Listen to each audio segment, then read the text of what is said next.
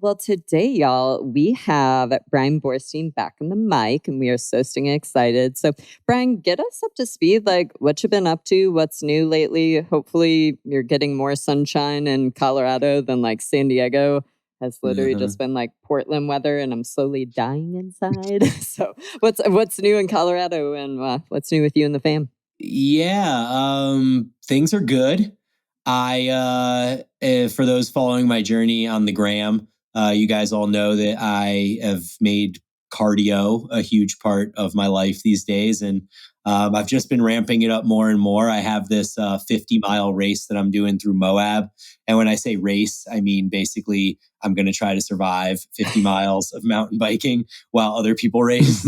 But 50 miles is really long, and I'm expecting it to take about as long as I would expect it to take if I were to try to complete like a running marathon. Because, there's some elevation and stuff like that. So I'm thinking 50 miles is going to take about 6 hours, something like that. So I'm preparing for that. I'm trying to get out on the road and on the trails and bike 5 or 6 times a week in some capacity. And then all of that on top of all my weight training stuff.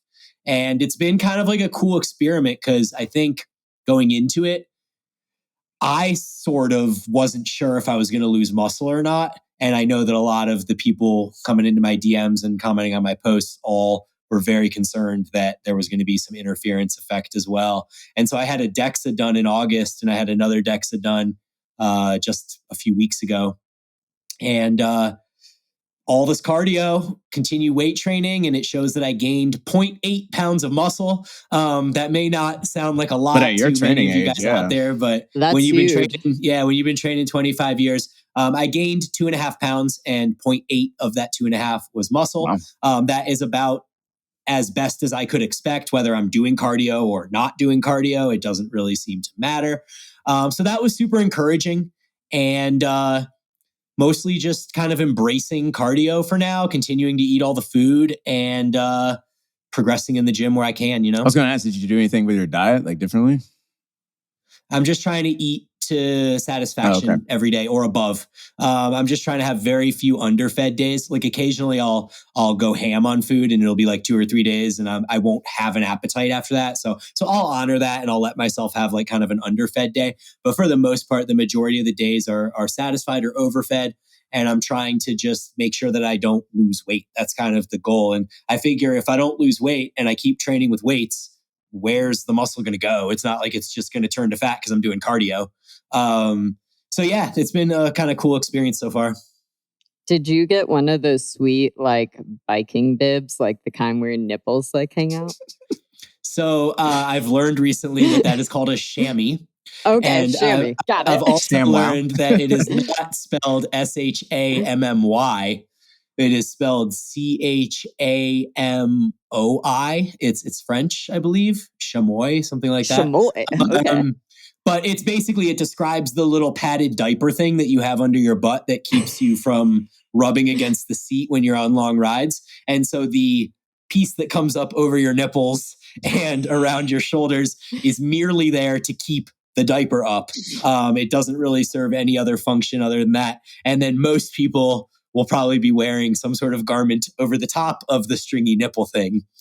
So I make sure I do that as well. Free the nipple. I mean, I feel like that's what I'm saying. Like Marcus Philly, Ryan Fisher, they're free in the nips. So like this could be your chance. I will try it this summer and I'll film it for you. Please slide in our DMs with that. I love that. I think that's really cool. Like, because I was having a lot of interesting conversation on stories and then in DMs as well. Because it's like, I also wonder if your cardio choice affects like the composition changes that you might see to your body. Because it's like, for me, it's like, I feel like if I'm doing stuff like biking or tons of like rowing, skiing, I don't feel like I notice a difference, but it's like if my like running mileage gets up to a certain point, I feel like literally my ass is just like, hey, I gotta go. Yeah. And I mean, obviously I'm like super good about like trying to stay on top of food and stuff like that. But like, that's something I'm very curious to know is it's like, does your cardio choice then impact? Because it sounds like you've just been biking, which is super interesting. Alex, any sentiments there, or is that just me? Like, no, that's actually a very, sorry to cut if you're going to say something, Alex. But real quick, the the reason is very apparent why one happens and the other doesn't, because biking is only concentric. So you only have the lifting phase of the movement. In running, you also have the eccentric, which is the lowering and the bracing for impact. And so there's significantly more muscle damage and recovery debt that occurs when you run. And therefore that has impact on your ability to perform in the gym because you're trying to recover from the running. When you only lift and you don't eccentric, you only concentric, there's literally almost no muscle damage. So that's why you can kind of just bike on repeat and it doesn't seem to have the same effect. You just solved like 99% of my problems because obviously trying to keep my Paragon peach, You gotta learn how to ride a bike, like Yes, exactly. right back at you. I know. The co-working space I just joined, you can rent bicycles. Like they literally have them on the walls. And I thought that was super interesting because that was like one of their big things is like, oh, if you join, you can like rent this bicycle because it's in an area where there's like a Trader Joe's, there's all these like food places and stuff. But like literally when I was there yesterday, I was like, maybe it's my day. Maybe we're finally gonna learn how to ride a bicycle. Maybe that's what we do, Bryan, is the next time we get together, you can teach me how to bicicleta. Yeah, I don't know that I'm much of an instructor, but we can try. I mean, Bryson's ripping on his bike, right? He is. No, he's savage. That kid is quite savage. I think that was innate, though. I don't know. Teaching a 32-year-old might be a little bit harder. Tricky, yeah.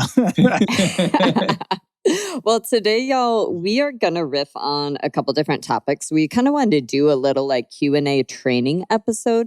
We also just briefly want to plug, we will have a new apparel drop. We've kind of taken a little bit of a hiatus on apparel. So been a couple months. So we will have new apparel for Life is Better Strong, Paragon Training Methods. We will have all that stuff available from May 22nd to May 28th. So basically Sunday to Sunday. As always, those are one of those, like, if you sleep on it, you ain't getting it. So get it in, get those orders in. So those will be going live.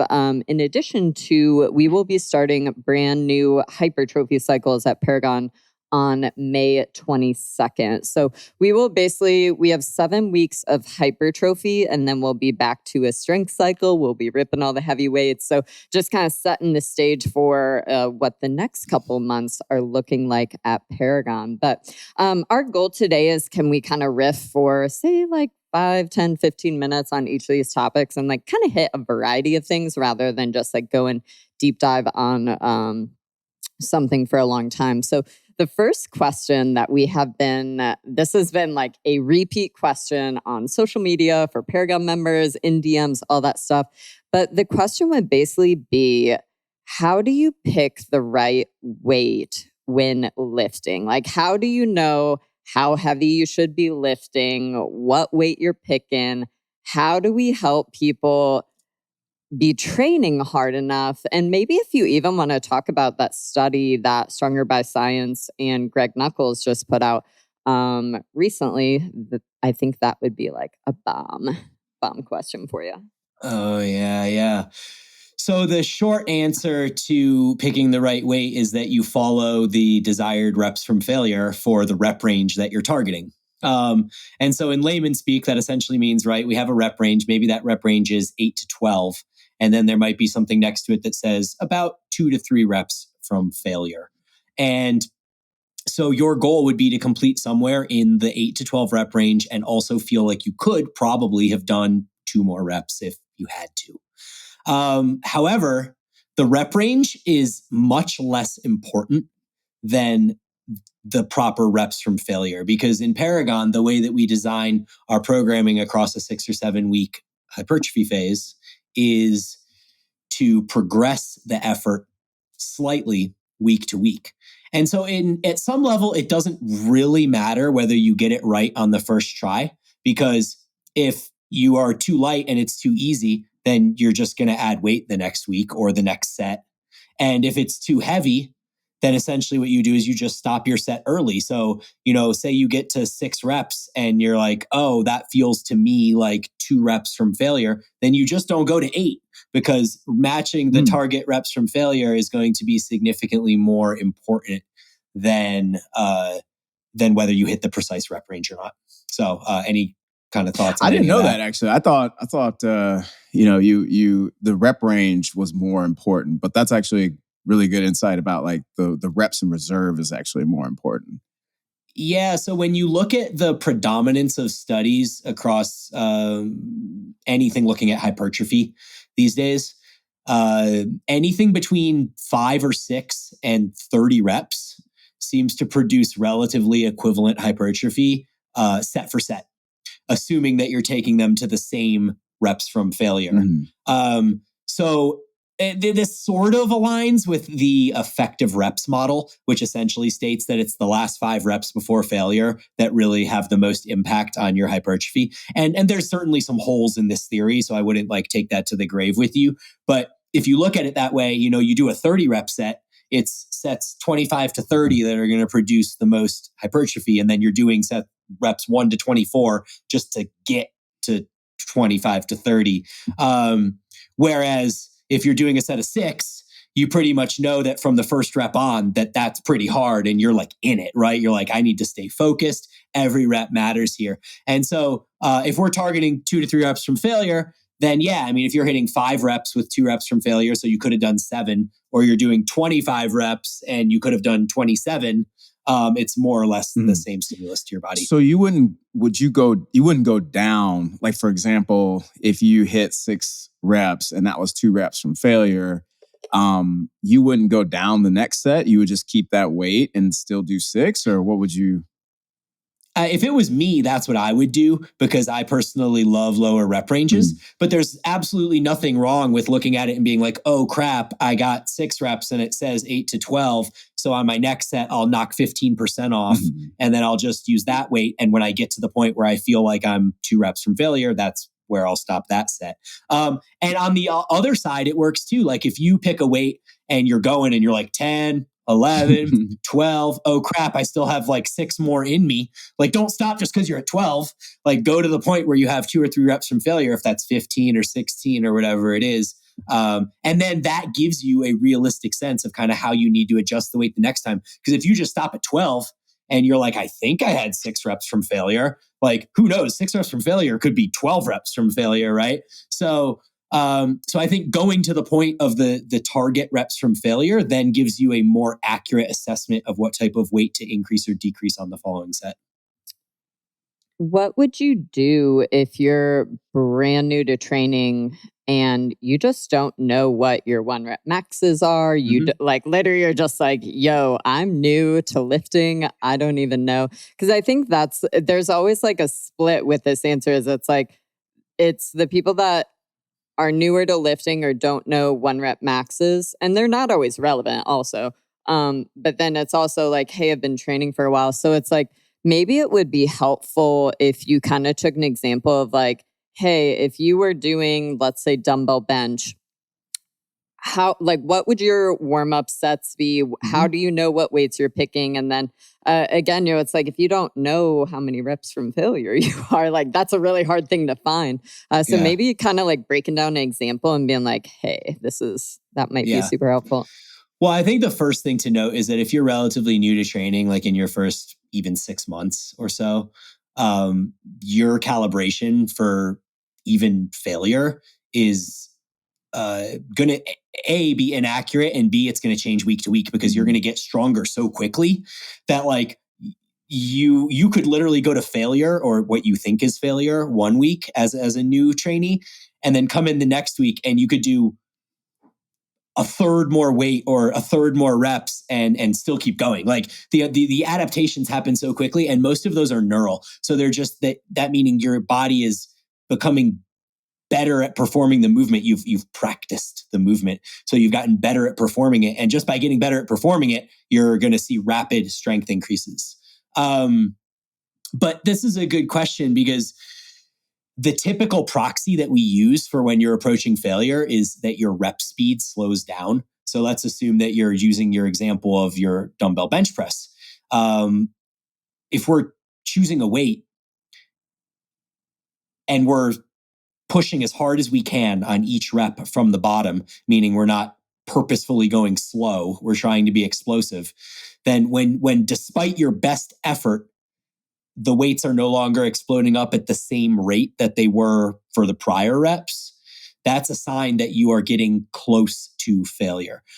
Usually the first rep where you feel a significant, like, oh, that was slower than the prior ones, that's usually going to be about 4 or 5 reps from failure. It really depends on the movement and on the person, but that's a decent proxy to use, 4 to 5 reps from failure. So if you're going and you're like 9, 10, 11, all good, I'm chilling, 12, 13. Oh, that 13 one was kind of hard. Okay, 14. Okay, that was a little bit harder, right? And you're having to exert more energy and force into these reps just to keep them going at all. That's the point where I think you are approaching those effective reps and getting closer to failure. But again, like for a new person, that's difficult because we've all coached people before, but the amount of times you've back squatted with somebody's back squatted and they just have like a miss groove and it's like a really slow grinding rep. And then they go back down and they shoot back up again. And you're like, what? Like, I thought you were close to failure. Like, what was that? Because when you're new, you miss groove reps all the time because it's just, you're not familiar with it. So you almost can't look at rep speed and you almost don't even care if you're training to failure. Like if you're new, it's like you could be 7 reps from failure, 1 rep from failure, or 3 reps from failure. And like all of that's going to be good for you. You're going to just get better by practicing the movement. And so at some level, it doesn't matter. But for those that, want to hone in on that technique and have it matter, I would pay attention to the rep speed as you're lifting the weights as explosively as you can. Do you want me to go over warm-up sets and how that might look as well? Yeah, I think, like I said, it's like, because I'm just thinking like we occasionally see that where it'll be like, oh, I never do the warm-ups. And you're like, wait, what? Like you literally just like go rip a heavy weight and like you're done ski. So I think it'd be really great if you just kind of broke down, like, again, let's ride with like dumbbell bench. Let's say the programming for the day says 3 sets of 8 to 12. For you personally, like what weights would you choose? How many reps are you doing for each? And like, how are you? Yeah, I love this question. So what essentially you want to work backwards. If you know what your working weights are, working backwards is the best way to go. So I'll address it from that perspective, and then maybe we can look at it as somebody new who has no idea what their working weights would be. But for me, if we assume that I'm going to be benching the 100-pound dumbbells for sets of 6 to 10 for my working sets, or 8 to 12 to use your example, what I essentially know is that I need to touch the 85-pound weights for 2 to 3 reps before I do those hundreds. I need to know what 85 feels like, because if I tried to go from, say, 50 pounds to 100, things aren't going to go very smoothly. I'm going to feel herky-jerky, and my shoulders are going to hurt. Things aren't going to groove properly, to use that term from before. So I know 100 times 8 to 12 is my working weight. I'm going to do 85 for 3. That's going to be my last warm-up set before the hundreds. The set before that is probably going to be 65 for 6. And the set before that is going to be 40 to 50 pounds for 12. So what the way I almost always approach this with people when they talk about warm-up sets is, your working weight, you take 50% of your working weight and you do that for 10 or 12. You take 75% of your working weight and you do that for half of that. So like 5 to 6 reps. And then in most cases, people can jump from that 75% of working weight to the actual working weight. In my case, in my example, I threw in that extra set of the 85 or the 90-pound dumbbells just for like 2 reps because I'm a seasoned athlete. I've been training 25 years. I have creaky shoulders. Like it just really helps me to feel something heavier. And I find the more advanced you get, the more you're benefited by having a set that's closer to your working weight, but of making sure that it's not going to fatigue you. So I'm not taking those 85-pound dumbbells and doing 10 reps with them. I'm just doing 3 or 2 because I want to grease the groove and then rest and make sure that I can optimally perform with the hundreds. So you're doing like anywhere from 2 to 3 warm-up sets per exercise. Is that usually like pretty recommended standard, or? I think for bigger compound movements, I think 2 to 3 is good. For someone like me, 3. For somebody not like me, maybe they have less experience or more novice, et cetera. I think 2 warm-up sets is fine for most people. 50% of working weight, 75% of working weight, and then working weight. Yeah. I think people, they got to take it either two ways. They either don't warm up at all or they do way too much warm-ups. Like they're sitting there doing like, up to 75% of your working set for like 10 to 12 reps. And they're like already 40 reps deep by the time they hit their working set. So yeah, I mean, if I like an old way of doing it would be like you read something that's like 5 sets of 10 and then people just increase weight every set up to like one top set. But if you take that approach and say you go like 50 pounds for 10, 60 pounds for 10, 70 pounds for 10, 80 pounds for 10, 90 pounds for 10, then smoked. You'd be smoked. Yeah, you'd be smoked. So you're going to underperform on your top set. Right. And what we're trying to do with our program is make sure that you optimize performance on the top set for a number of reasons. Mm-hmm. So let's back end it. So like, let's say you're like, yo, I've never done this movement before. How do I warm up for that? Because it's like the way I approach a lot of things is it's just like, I think sometimes people get so obsessed over like percentages or, and it's like literally just like rip a weight and then go based off of how it feels, right? Because it's like ultimately with the working sets, the goal is, does this feel challenging? I'm not like destroying myself, but like, is it really challenging? And also, and if we're not, increase weight, right? Yeah. No, a really safe way to do this is just pick a light weight and do like 5 to 10 reps. And then if that feels pretty easy, then add a little weight and do 5 to 10 reps again. And when you pick one that feels kind of hard, do like 3 to 5 reps with it and then raise the weight and do your working set. It's obviously something that is a technique that you hone in on over time. Experience is obviously critical, but for that person that's just trying to figure it out, like, I would go into the gym and I would use 10-pound dumbbells and do 10 reps and be like, that's easy, right? Okay, I'll try the 15s. Okay, that was pretty easy too. I go to the 20s. Okay, that was a little harder, so I'll stop at 5, but it still feels like a warm up. And then, okay, I'll go to the 25s. And then say you go to the 25s and they're too easy. You want to count it as a work set? Just keep going. Like, just go till it gets hard. Eventually, those 25s are going to get hard for you. If you get 20 reps with them, then you can do the 30s or the 35s, right? Or you get to 10 with the 25s and you're like, oh, that still feels really easy. I'll just call that another warm-up set. And then I'll go to the 30s or 35s and make that a work set. And so ultimately, at the end of the day, it's not like you're going to make your results negligible just because you did too much warming up or whatever, like you're just trying to figure it out.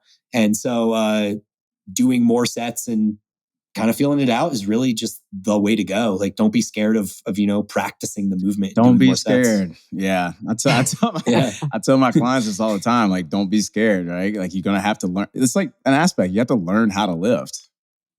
Yeah. You have to learn how to do anything, man. Yeah. Like, no one's good at parenting the first time that kid comes out. Figure that shit out. Yeah.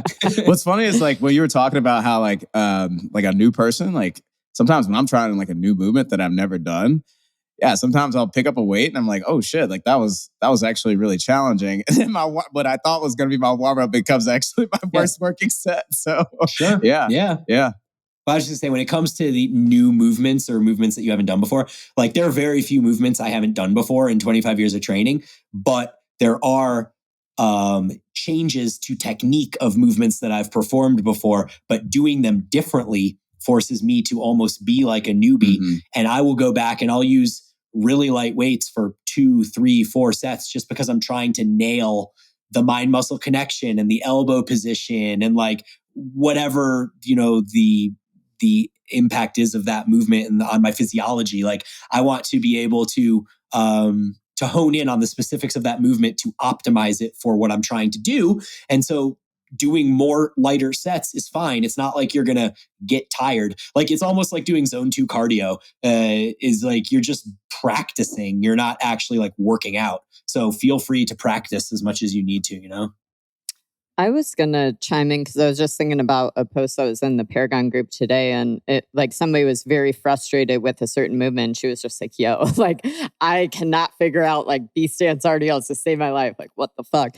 And something I kind of chimed in with is it's like sometimes too with movements, it's like, it's like a lot of movements, obviously, like we're coming in to train to get strong, hopefully improve that movement. But it's like sometimes if a movement is just like either not great for your anatomy or it's, for some reason it's just not clicking, it's like, it's okay to like have movements that you're not like pushing to the maximum all the time. It's like sometimes you just got to spend time figuring it out and like greasing the groove. And kind of like you said, it's like, where does my body go? How am I hinging? What am I doing? Because then once you figure it out, then you could go heavy and you can go hard. But it's like, I think sometimes, like I said, it's like, it's almost like that type A personality of like, I need to do perfect exercise and, oh, I need to do perfect reps. And it's like, dude, like you just gotta literally like some movements, you gotta figure out how to do them before you can start actually progressing them too, which I think is a huge point.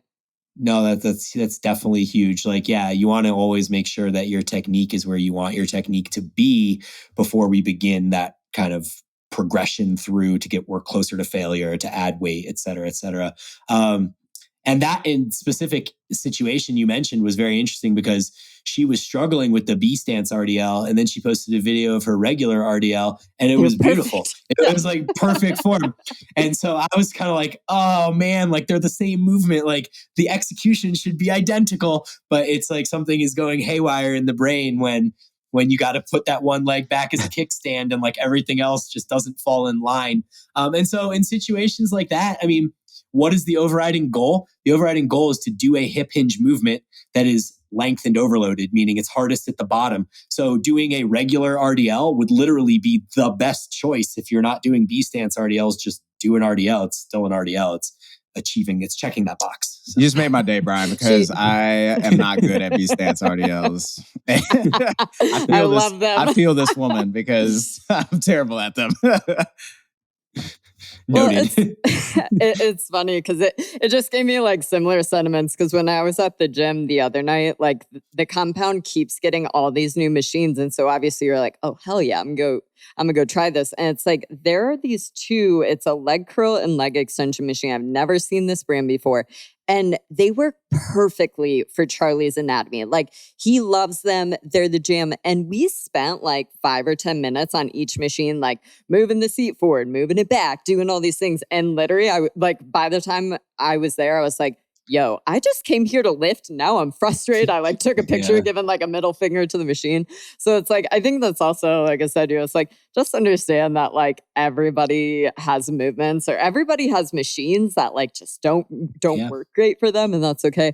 I actually wanted to ask Bryan, is there any movements in particular when you were getting into training or over the years that you were just like, fuck this movement. Like, I hate this thing. It's my Achilles heel. I suck at it.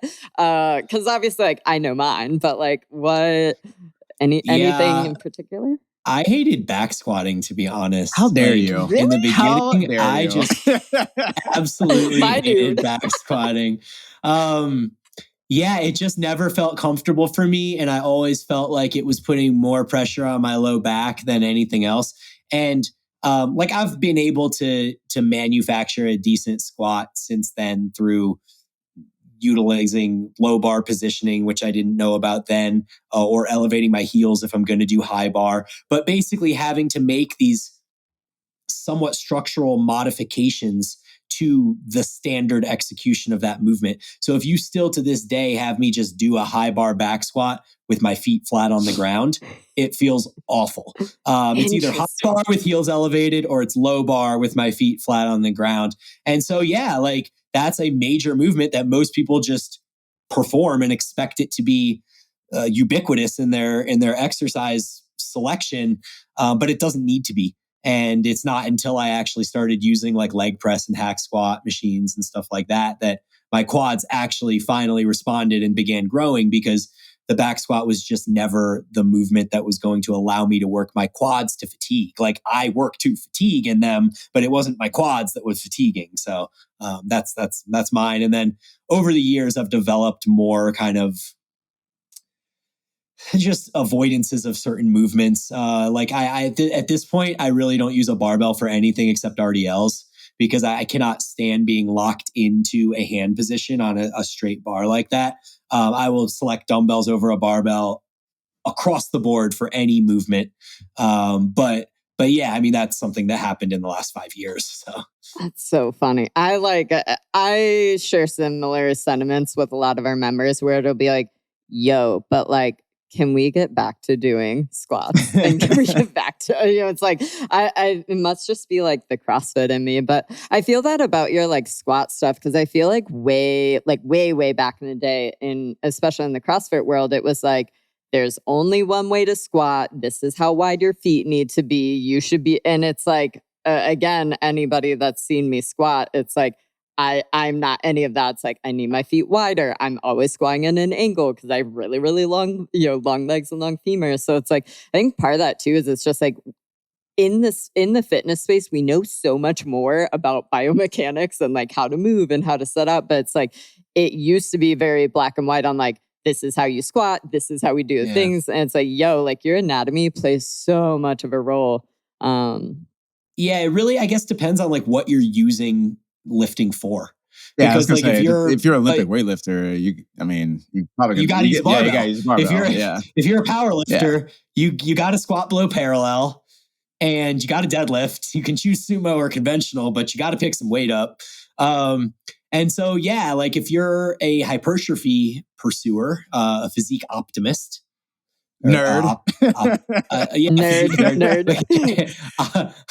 an optimization specialist, then yeah, you have a lot of tools at your disposal. And so I think that's the thing like that I love most about hypertrophy training is that there's just so many different ways that and so many different machines and tools you can use to target musculature, and you don't have to be forced into doing the ones that don't feel good for you. And so going back to your point about your leg extension and your leg curl machines that just don't fit you, it's like, cool, well, good riddance. Like we don't need you.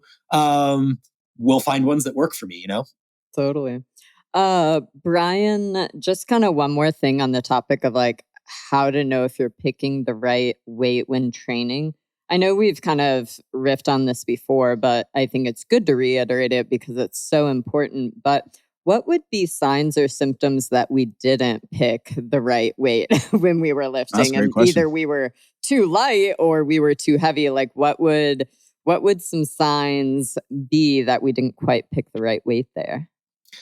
Yeah, I mean, if it's too heavy, you're hitting failure and you're compromising your form.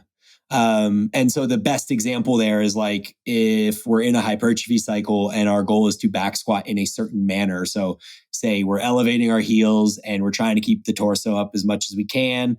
And all the reps look great, or at least they look as great as they would for you. Like the way you look when you squat isn't going to look the same as Alex when he squats or whatever. But your reps, say 1 through 6, all look great. And then you go into 7 and your butt shoots up a little. And then you go into 8 and your chest caves over a little. And then you go into 9 and you're basically doing a good morning at that point. Then now we've either picked a weight that's too heavy or we've just gone past the point of failure because you're no longer failing at the target musculature. You're failing systemically. Like literally your body is like, I can't stand up with this weight anymore. And I don't care what muscles are doing it. I just can't do it anymore. And so that would be an example of picking a weight that's too heavy for sure. But as far as picking a weight that's too light, it kind of goes back to what we talked about in the beginning when we're trying to gauge reps from failure, which is that we want to see the rep speed slow down. And so, if the rep range is 8 to 12 and you're getting 20, yes, one could argue that the weight is too light. I would argue that it's almost only too light if you're not reaching a point where your reps are slowing down. Yeah, I guess it's still an oops because the rep range is 8 to 12. But as long as you're reaching the point where you're trying as hard as you can to accelerate the load and it's just not moving quickly, then you're getting into those effective reps. And so that set is effective. And then you just have to, take that lesson of, that was too many reps. I was supposed to do less than that. And now I'm stronger. So therefore I should add weight. And yay, you're stronger. Let's add weight and continue to get stronger. So yeah. One question about that.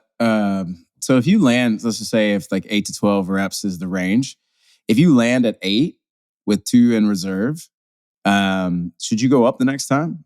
Or should you try to end up up in weight? Or should you try to hit the 12 reps the next time? Like, what do you think is more? You mean up in weight the next session? The next like session, a week later? Yeah. Like the week, yeah. That really depends on what area of the rep range you want to use. So for me, I personally love single progression. I think for most people, double progression makes more sense. And so I'll talk about that in a second. But I love single progression. I love I'm going for 8. I hit 8. So next week, I'm going to add the smallest amount of weight that I can. For me, it's micro loading, usually 2 pounds, 2.5 pounds, depending on the movement, whatever it is. And then next week, I'm going to try to get 8 again. But this time, instead of 2 to 3 reps from failure, maybe it's 1 to 2 reps from failure because I added weight. But there's nothing wrong with taking the double progression approach, which would essentially be, hey, I made 8 with 2 reps from failure. Well, next week I'm supposed to do 1 rep from failure. So I should obviously get 9, because if 8 was 2 reps from failure, then 9 would be 1 rep from failure. But then maybe I got a little stronger in the week as well. Maybe there was some adaptation to progressive overload. So maybe I get 10 with 1 rep from failure, whatever it is. And then the next week, say we go to 0 reps from failure, so you get 11. There's some natural progression built into that just by the objective of working closer to failure. But also, alternatively, if your RIR is static, your reps from failure is static, and you just maintain 2 reps from failure every week, then yeah, you could take the approach of, I'll wait till I get 9, then wait till I get 10, then wait till I get 11, then wait till I get 12. And that's fine too. I think what you'll find with certain people and certain movements is that over time, you'll realize you don't respond super well to one type of progression. And so the best example I can use is with weighted pull-ups. I can literally be at 5 or 6 reps with a weight, and I will never get to 7 reps. I will never get there. But I can add 2.5 pounds and maintain 5 or 6. I can add 2.5 pounds the next week and maintain 5 or 6. I can progress in small increments with the same low rep range, but I will never get an extra rep on that movement. So in that case, I would be beating my head against a wall if I was like, well, I need to get to 8 before I raise the weight again, because I would just never get there. And so I think there's some individuality in there as well. That makes sense. Man, that like double progression thing like made my head spin, because it's like I feel like for me when I go to the gym, I just want to like zone out, and that would require so much brain space, like so much. So I definitely like align with you where it's like trying to go for the lower rep range, because I also just think you're going to be more likely to hit the intended reps from failure. It's like if you're talking like 12, 15 reps as the goal, it's like, well, it's like you're going to hit that or you're not. And you might be, severely over undershooting it. So it's like, I definitely, it's like even with our members, I'm like, go for the low rep range. Like if you have the equipment, like probably go for the lower rep range. That's such a good point. I'm really glad you brought that up, because there's studies showing that our accuracy in gauging reps from failure gets worse as the reps get higher, because there's so many confounding variables like lactic acid accumulation. So you're doing a set of leg extensions and you're at rep 15 and everything in you wants to stop because the burn is so gnarly, but you actually can keep going. Like if someone had a quote gun to your head, you could keep going. But if you're doing sets of 8 reps, your limitation isn't going to be, oh my God, this burns so bad. It's going to be, I literally can't move the weight anymore. Right. And so for that reason, I'm also a huge fan of sticking in 5 to 10 rep range more than the 10 to 20 rep range in a lot of cases. You just described me to a T, man. As soon as I feel that little burn, man, I'm like, I'm out. I'm done. Yeah. Well, try doing lower rep sets, and I bet you'll feel much more accurate. That's what I do. He does. Yeah, I only do the end of the range, like the bottom range. Yeah. So yeah, cool. Yeah. Cool. Well, and that's where like Alex and I differed, because he's always been like that, where it's like whatever the lowest rep range is, he's always there. And I fell into the trap of like, I was just thinking, okay, well, if I'm doing more reps, like I'm getting more out of this movement. And that's not necessarily the case, right? So it's like, I remember one day I was like talking to you about this, Bryan, and you were like, yo, like go heavier, go for the lower rep range, like ignore the top one. Like, yeah, if you end up there, whatever. But that was a huge thing for me, because I would always choose the higher rep range, because I was like, oh, well, I'm doing more. I'm going to get more out of it. And then you kind of took me to church. And then since then, I'm like, low bottom of the rep range. Let's go. Well, when you go for the top of the rep range, you also have that psychological problem of like I remember you used to be like, well, I just want to hit 12 for everything because it's the top of the rep range. And then you're like not even necessarily following the reps from failure because you're just like, I have to hit 12. It's there. Like it's on the list. So it's that overachiever CrossFit mentality, right? Yeah. Well, and it was specifically hip extensions because I was like, yo, I can't add more weight. And then you were like, go less reps. And then sure enough, I was like, well, oops. Yeah. Got it. Okay. I just wanted to add one little thing to this whole topic of like how to pick the right weight. But I think it's so important also to just remember that if we go a little too heavy, like it's so easy to get caught up in our ego and like, oh, I want to lift heavier. And it's like, that's not always the way because it's like if we're moving incorrectly or we're not moving as well as we could, kind of like you were saying, it's like we start using the muscle groups that we're not intending to use. And so we're kind of like missing the point of the exercise. So that was just something else that kind of came to mind in regards to this whole topic. But I say, let's move on to Q&A number 2, rest periods and why they matter. It's really common to see people doing the most and either just like not resting between their sets, which might indicate maybe they're not lifting heavy enough. So let's talk about rest periods, like why they matter, why we shouldn't be trying to like do burpees between our sets, or we shouldn't be trying to like again, just not resting, or maybe we're ignoring the rest periods. Let's riff on that for a little. Yeah, for sure. Resting is extremely important between movements. It's important to remember when you're lifting that it's not an aerobic sport. Lifting is about as anaerobic as it gets. Like we are literally supposed to be recovered between sets to optimize strength performance or hypertrophy. The only time we would really want to limit rest would be if the goal was muscular endurance. And if for those of us that have body composition goals and want to gain muscle and lose fat and stuff like that, muscular endurance is not exactly where we want to spend our time the majority of the time. But the studies as well, they have resonated this very clearly over the last few years. There was, I think it was a meta-analysis or at least a series of studies that demonstrated that if you take shorter rests between your sets, you have to do more sets to achieve the same level of hypertrophy. And so the example used often is, you can do 2 to 3 sets where you're taking 2 to 3 minutes rest in between so that each set is a primo set. Or you will have to do 4 to 5 sets with something like about a 1 minute rest in between to equal 2 to 3 sets with a full rest. And so, like, I guess in some ways you could look at that and say, okay, we have 2 ways to roam. Like you could do almost like EMOM style training and do like 6 sets of bent over rows as an EMOM where you're working for 20 seconds and resting for 40 and boom, you've got 6 sets of rows in. That's probably equivalent to 2 sets at full rest, right?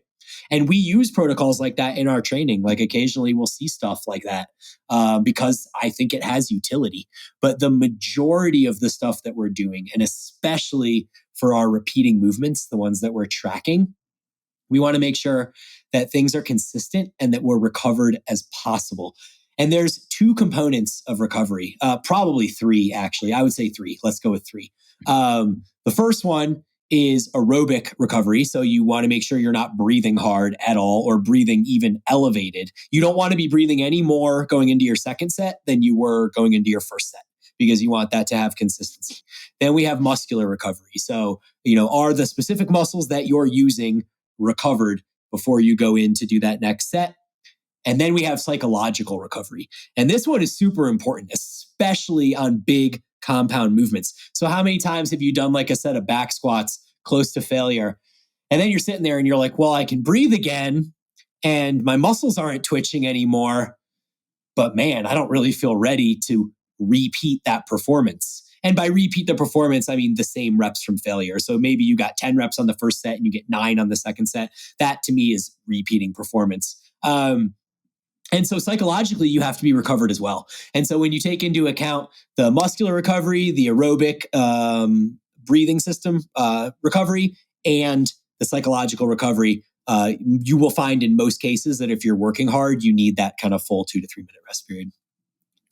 What was the tweet. We were going to make like a tweet post, and I think it said like, if you don't need your rest periods between your lift sets, you didn't lift You didn't heavy work enough, hard or enough. yeah, Or, you didn't work yeah. hard enough.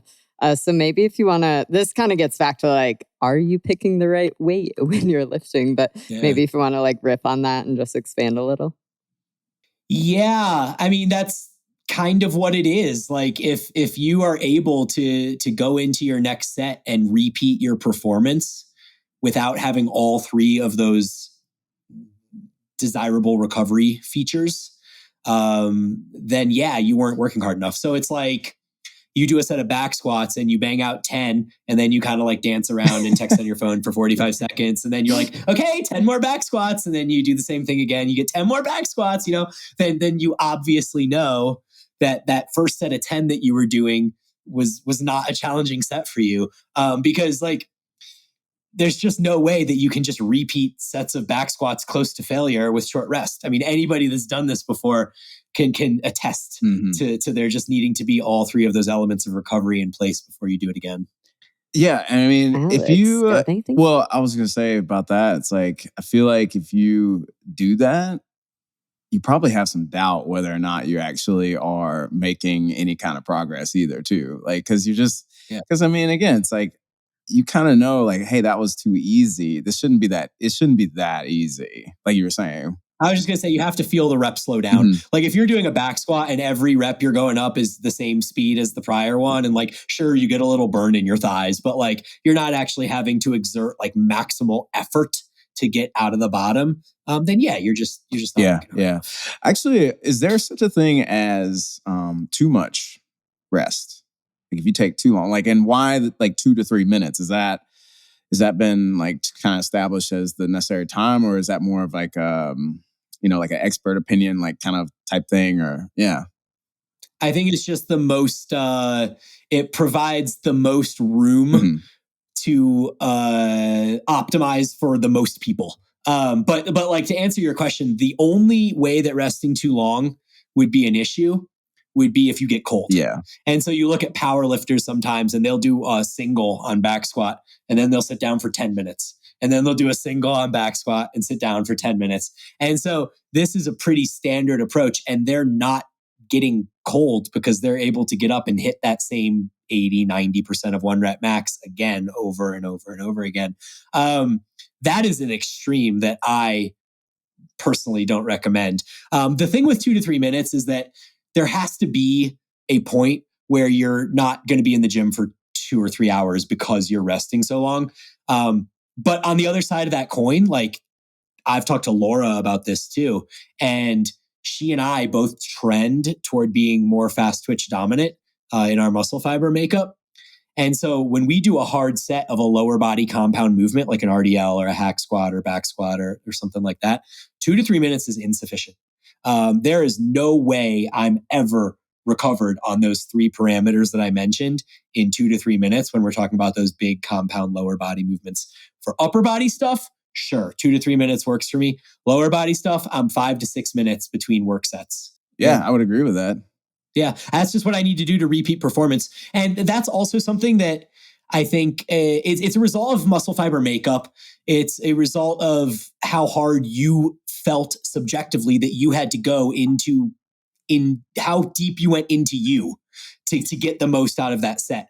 And that's the psychological piece, is like, man, when I do a set of hack squats of 6 and the last 3 reps all are grinders, that takes so much out of me mentally that in 3 minutes, there is no way I'd be ready to go again unless I drop the weight in half or something like that. So for me to repeat performance, I just need double the amount of rest time. And so I really think it's individually dependent. It depends on muscle fiber makeup. It depends how hard you're pushing yourself. It depends how challenging that movement was for you, how many muscles that movement works.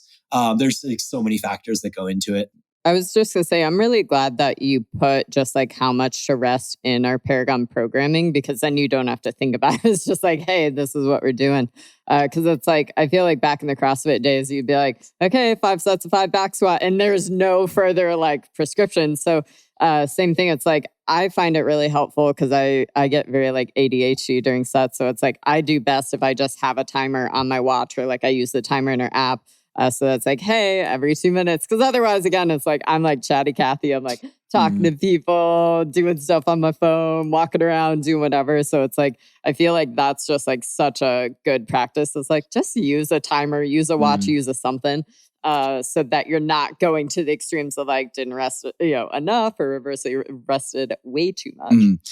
I think you mentioned this maybe, but does it depend on like the muscle groups or the size of the muscles? Because sometimes, sometimes like when I feel like I'm doing something like a bicep curl, or maybe that's not a great example, but maybe like a lateral raise. Sometimes I do feel like I don't need like 2 minutes to recover from that, but I mean, I need a little bit of time. But like, is there ever like a minute, like going back to the question, is there's too much? Is there a minimum time that you should be resting? Yeah, I mean, if you're recovering subjectively on those 3 parameters that I mentioned, then I think that what that will naturally tell you that you need less rest on single joint movements and you need more rest on multi-joint movements. And then multi-joint movements can be separated into lower body multi-joint movements like squats and deadlifts and stuff like that, and upper body multi-joint movements. And upper body multi-joint movements aren't nearly as fatiguing as lower body multi-joint movements. Because when you're doing lower body movement, you're also using your upper body. But when you're doing an upper body movement, you're not also using your lower body in most cases, unless you're doing like a row where you're like humping the bar each time, So that's one case for sure. And then you mentioned lateral raises.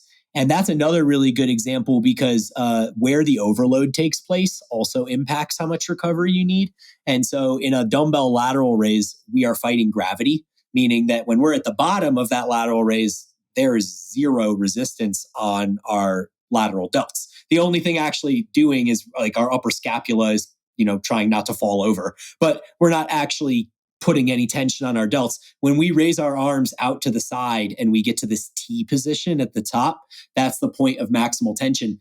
But anything below that, there's not really much going on. Yeah. And so, you can recover from that in 45 seconds, 60 seconds, whatever. That type of movement is perfect for a short rest protocol. So one of my favorites for a lateral raise that you'll see programmed a lot is we'll start with a set of 15 to 20 close to failure, just to like get it real spicy and burn a lot, and then we'll just do 5 sets of 5, but you'll only take like 10 to 15 seconds between each set.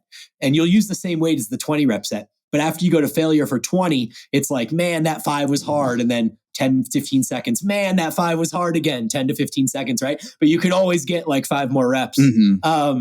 So on short overload movements like that, like tricep push downs, lateral raises, most bicep curl variations, stuff like that, you can recover really quickly. And when you have those more demanding lengthened movements, like the ones that are hardest at the bottom when the muscle is stretched out, those ones are just going to require a little bit more rest and recovery between sets.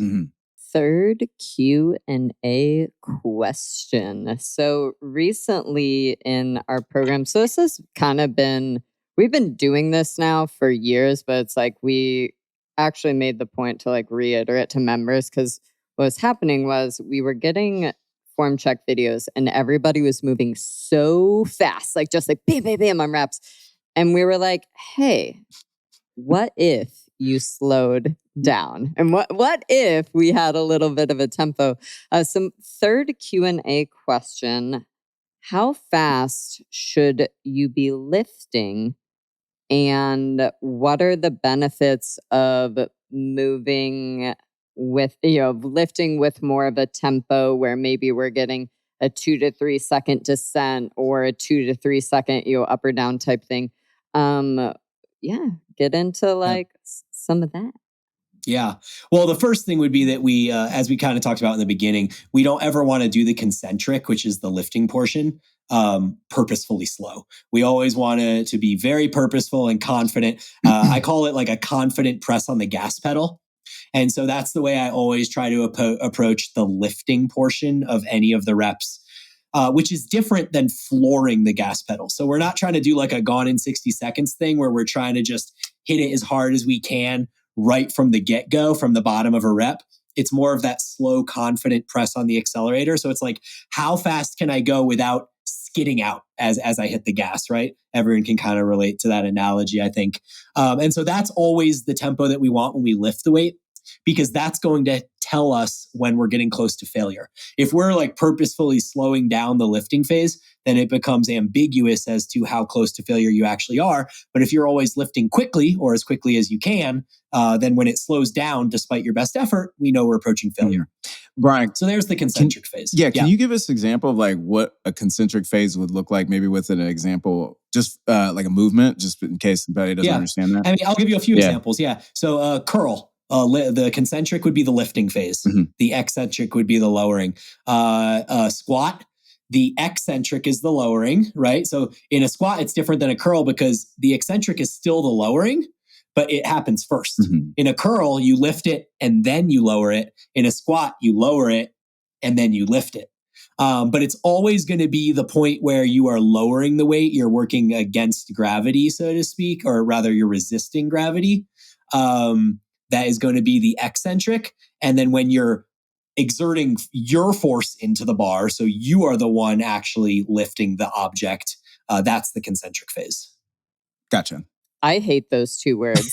Like, I feel like, because it's like, it brings me back to like even like seminar staff days, and it'd be like concentric and eccentric, and it'd just be like, yo, tell me when to go fast and when to go slow type thing, right? It's like, I don't know why, but like still present day, it's like those two words. I'm just like, we're overcomplicated. You know, like, the notation for tempo, we don't use it in Paragon. We just spell it out, which is good, because literally I can remember back in the day, like when I worked for Shrugged, we had programming and we did tempo stuff, and they're like, what does 3x03 mean? Like, is that 30 reps times 0? Like, what is that? Like, nobody had a clue. And literally that was the most asked question over and over again. We had to explain like what that notation is, and we just finally got tired of it and just spelled it out. And it's just so much easier to spell it out. I mean, that's literally why I just say we always want to lift. So when we're exerting force into the weight, when we're the ones doing it, we're not resisting, we're trying to propel the weight. That is done, as fast as we can under the parameters of not flooring the gas pedal.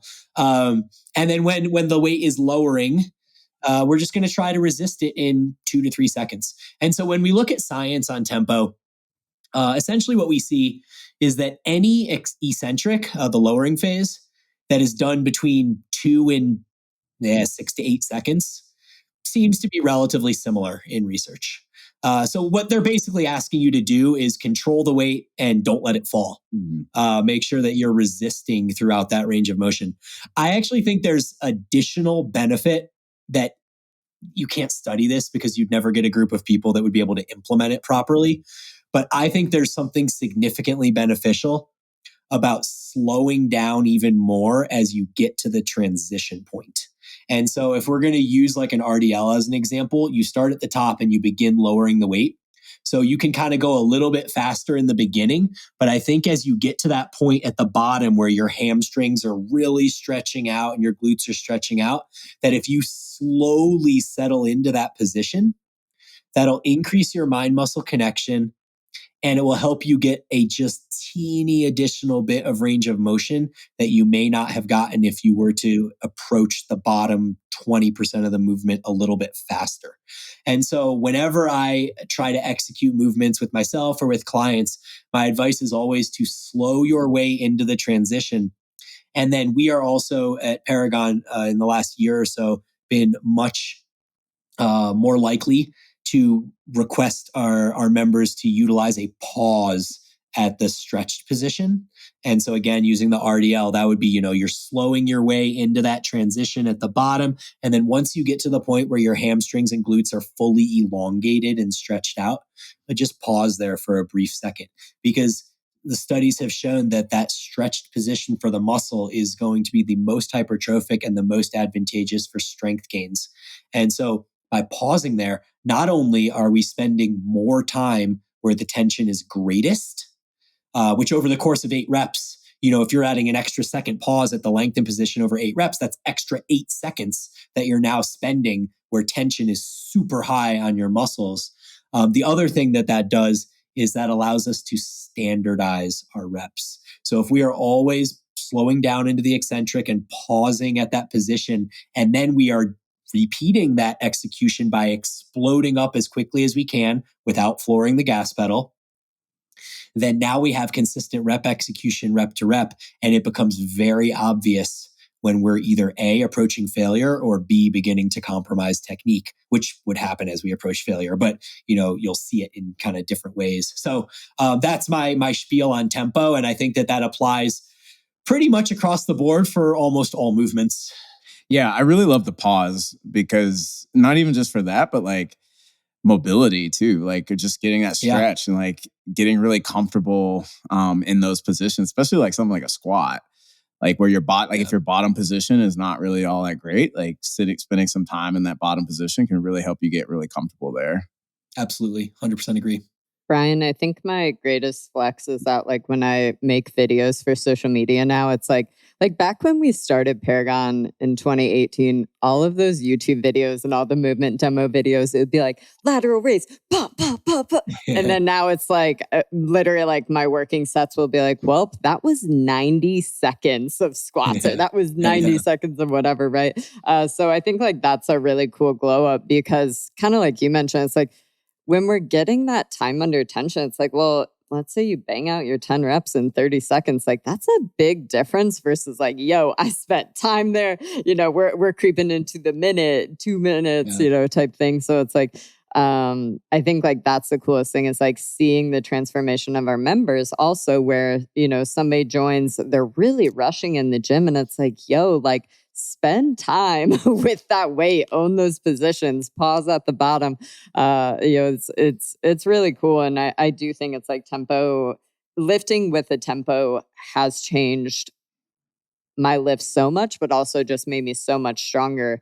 Which is really cool. From a technical standpoint, a safety standpoint, like it's like it helps you build better quality movement. Like I remember, man, like back in the old days, like everybody was like, do a squat, and you just like fall to the bottom and try to bounce out of there as fast as possible, and wondering why people are like always hurting their backs or like tacoing at the bottom because they're not lifting with control.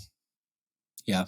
That's actually a really great point too, because almost all injuries occur at the bottom of the eccentric phase during the change of direction. So it would be that point where like you bottom out your hamstrings in the RDL and then you begin ascent back up. It's right at that transition point that most injuries occur across the board in all movements.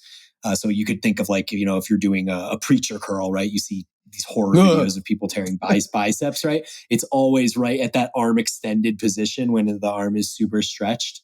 And so for safety reasons, 100%. I mean, taking that extra caution to slow down into the eccentric is huge. And then to Lori's point about the sets taking so long, man, I literally in my own training, I only work in the 5 to 9 rep range. You'll never see me above that on a single movement. 5 to 9 is where I live.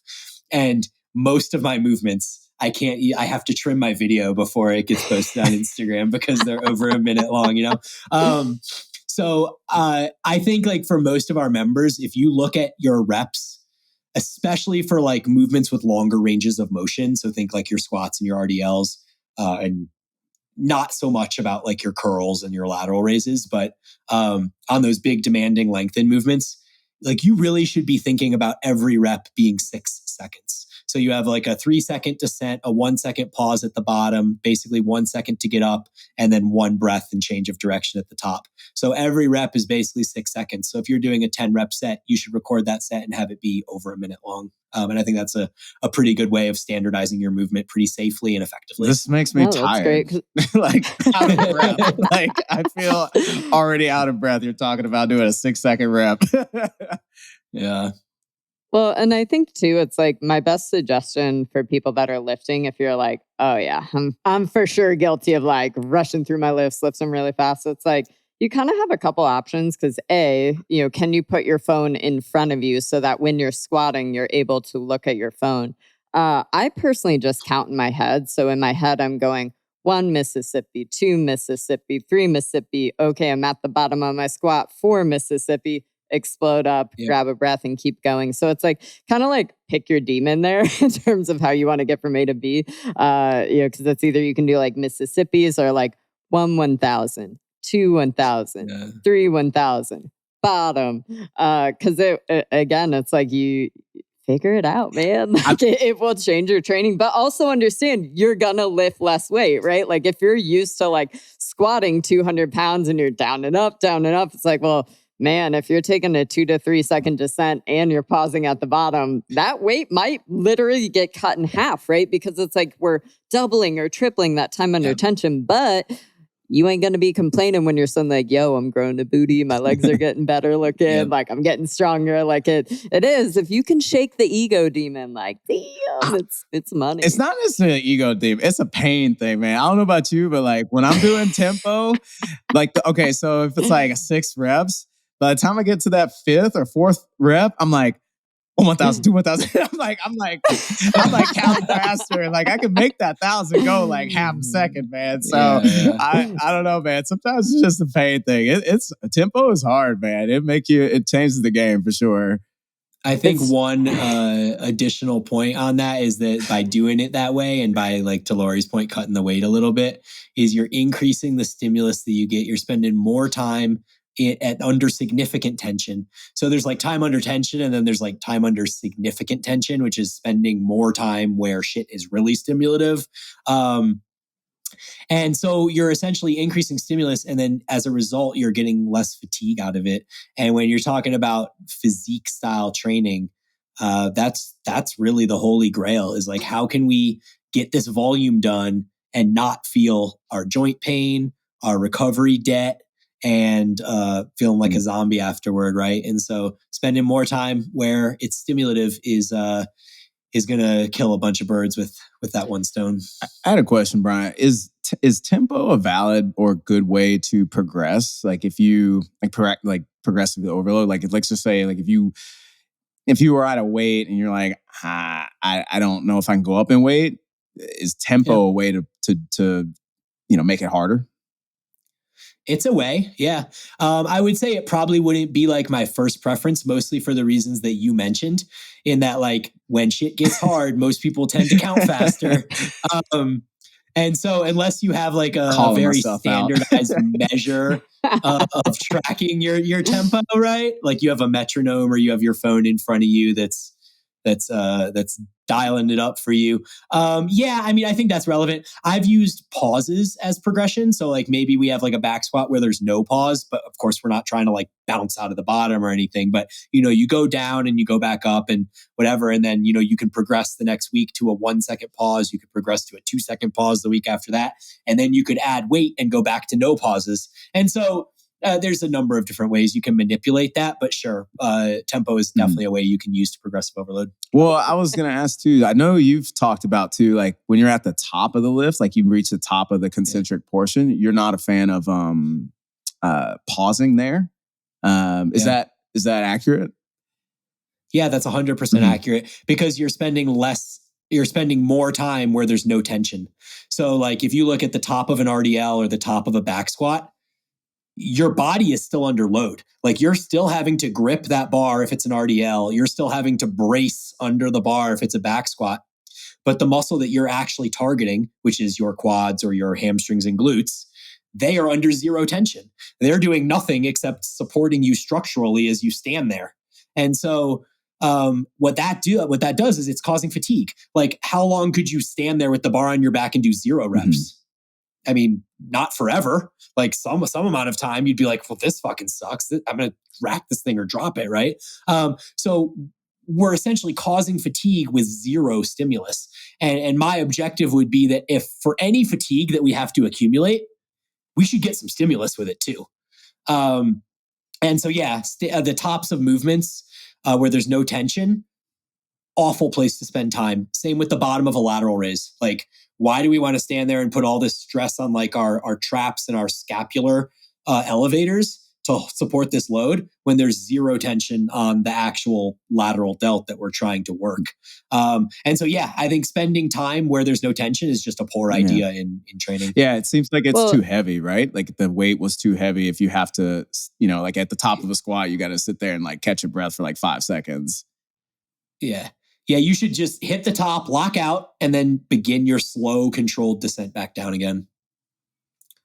Bryan, I was just going to comment, what actually helped me like get better at tempo training was lifting with you. And then also like even our friend Tiana that we've had on the podcast, whenever I watch her videos lifting, I'm just like, damn, like, cause she's spending time, like specifically stuff like leg press. It's like, holy shit. Like she might be getting like a 5-second, situation. But it's like, as I was getting more in bed with like lifting a little bit slower, taking the time, it's like every time that we would lift together and I would think that I was like lifting with intent. And then like you'd be over there and be like 1,000, 2, 1,000, 3, 1,000, 4, 1,005, and you still wouldn't be down at the bottom. I'd be like, this fucking guy.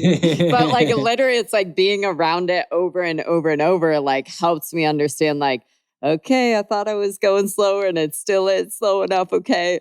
So I just want to comment that that is a funny thing that happened over the years of just like us hanging out and lifting together and be like, oh, okay. That's awesome. This is I love that. That's great. Cause I mean, I also honed my technique in by watching others that I admired their technique and tried to emulate it, I'm really excited for the N1 education seminar because I feel like it's like I have a decent grasp on a lot of things and I feel like I'm going to go there and be like the little junior high kid among like the college kids, right? What is this? It's going to be a great experience. I got her and Laura to sign up for the N1 education, Cassim Hansen's company.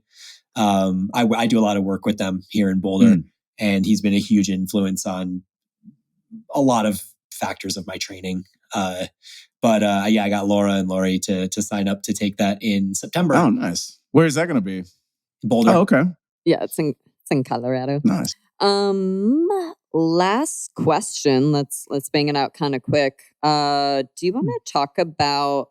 We got a lot of questions about should I do full body training? Is it better to do upper lower body days? Does it matter? What you got?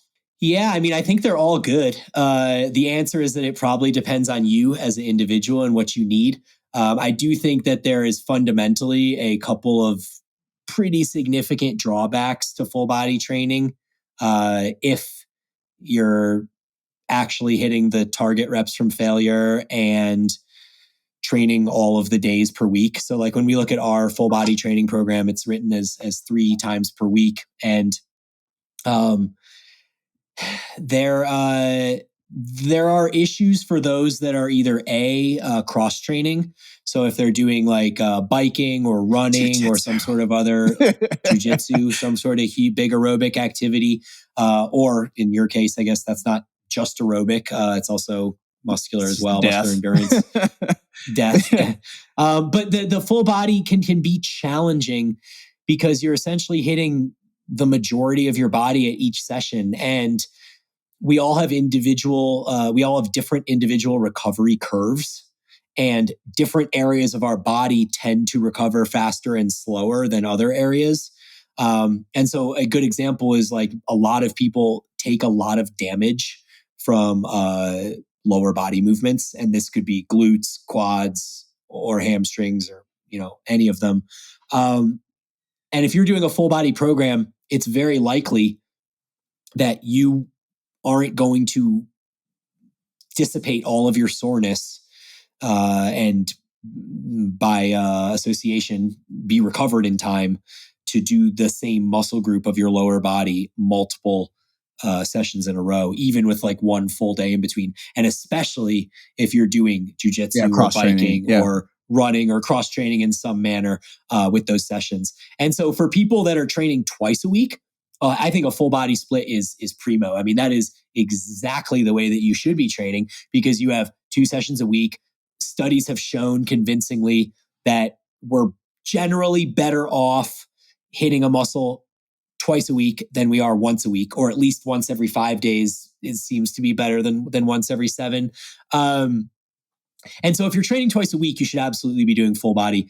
We've had a bit of discussion around the idea of going with like a lower, then upper, and then full body for that program, meaning that there would be 3 sessions a week still, and it would just have one full body session with 2 kind of split sessions in there, which makes the program a lot more malleable to people that are cross training, because if they have a really heavy volume week of their endurance sport, then they could cut out the leg training either on the full body day or just cut out the entire leg day altogether. And then they have like an upper body day and a full body day, or maybe they have like, there's a number of different ways you can manipulate the program under those circumstances.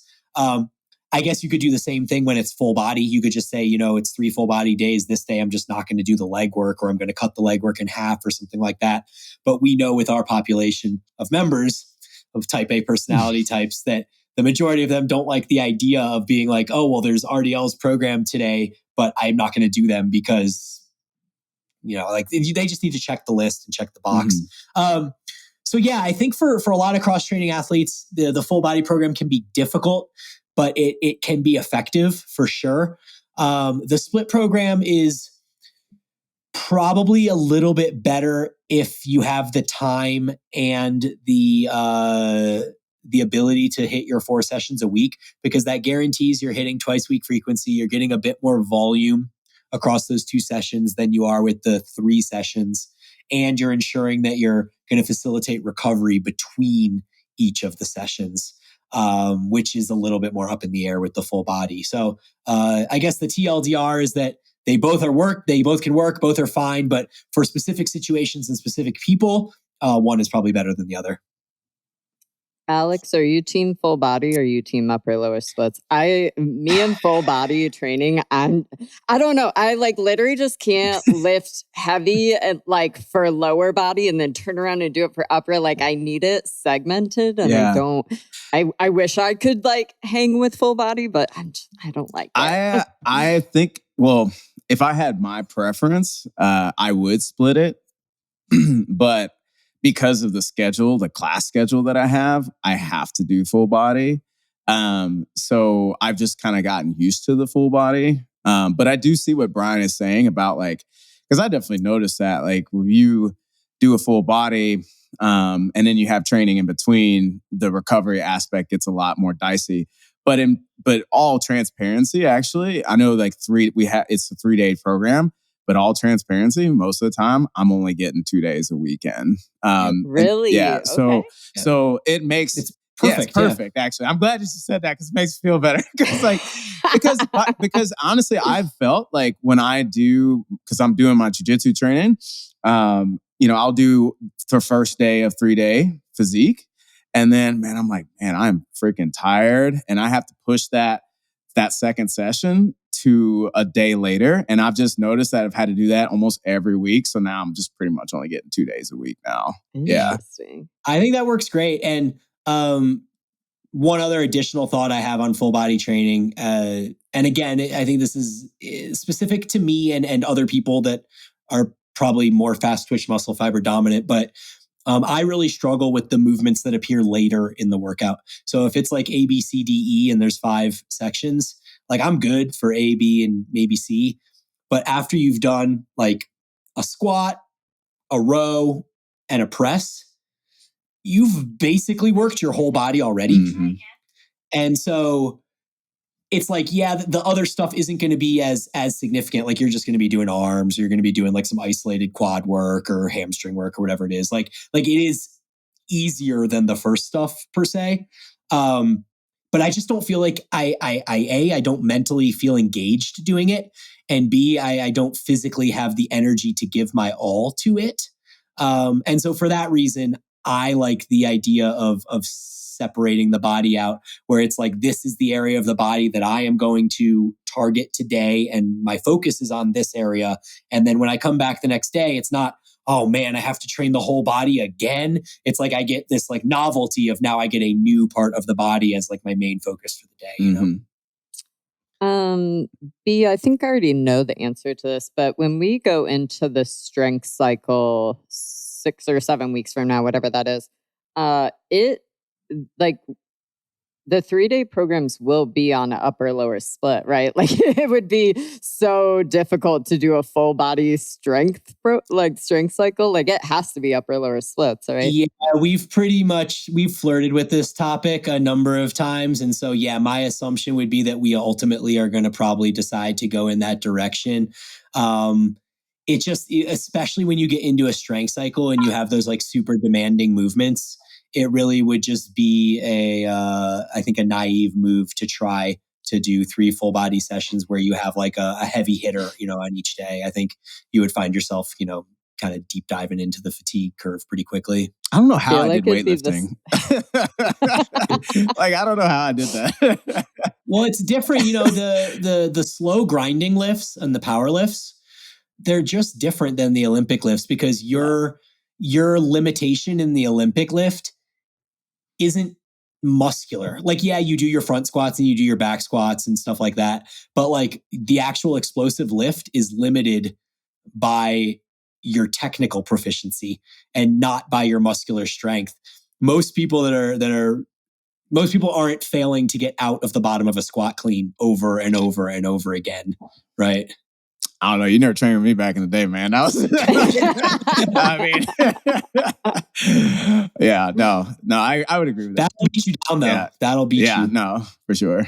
Oh, I was just sitting here thinking and I was like, I'm so glad the days of like the 20 rep squat cycle stuff is like behind us. Like, I know that was like a thing. I feel like that was on like social media recently, the past like year or two. Like some online program was like, oh yeah, we're bringing back the 20 rep squat. And I'm like, yo, like, I don't think I ever made it past like week 2 where it'd be like, we would progress it like 2 or 3 weeks and then it'd be like, oh, I came out the gate too hot. I picked a weight too heavy. I can't go up and weigh anymore. So I'm just, I'm glad we don't ever see stuff like that anymore. That program originally came out, the breathing squat program, over 50 years ago now.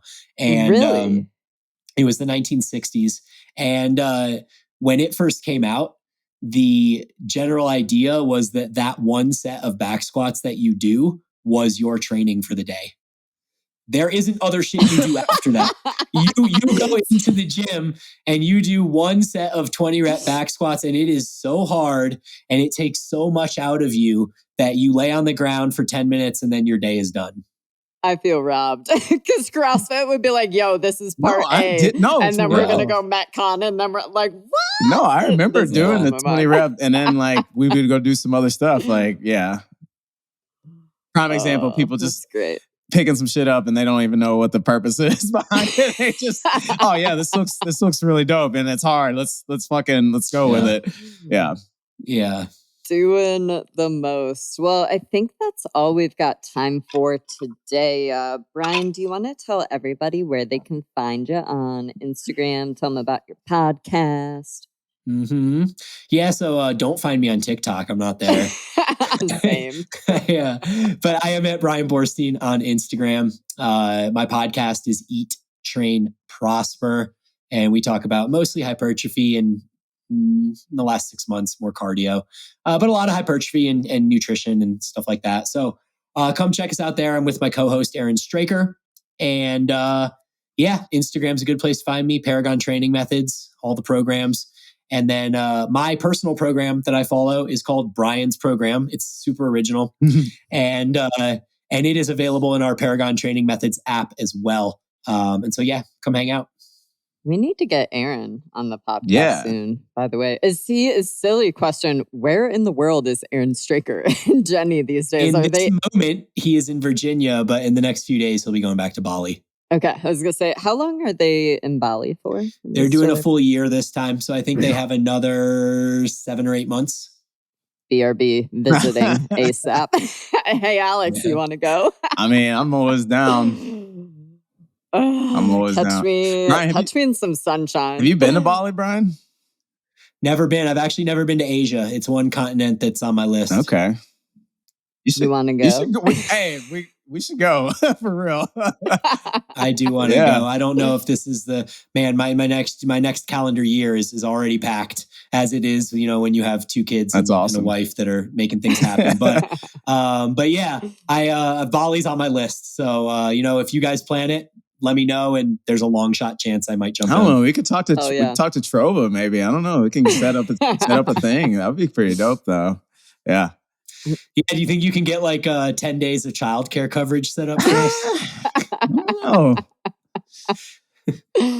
Oh, I love that. Well, thanks so much for tuning in today, y'all. Just a quick reminder that apparel will be available from May 21st to May 28th. New Hypertrophy cycles are beginning on Monday, May 22nd at Paragon. So come get strong with us. We'll be getting super jacked, super fuego because we love our hyper. the thickness. But we will catch y'all next week. Later.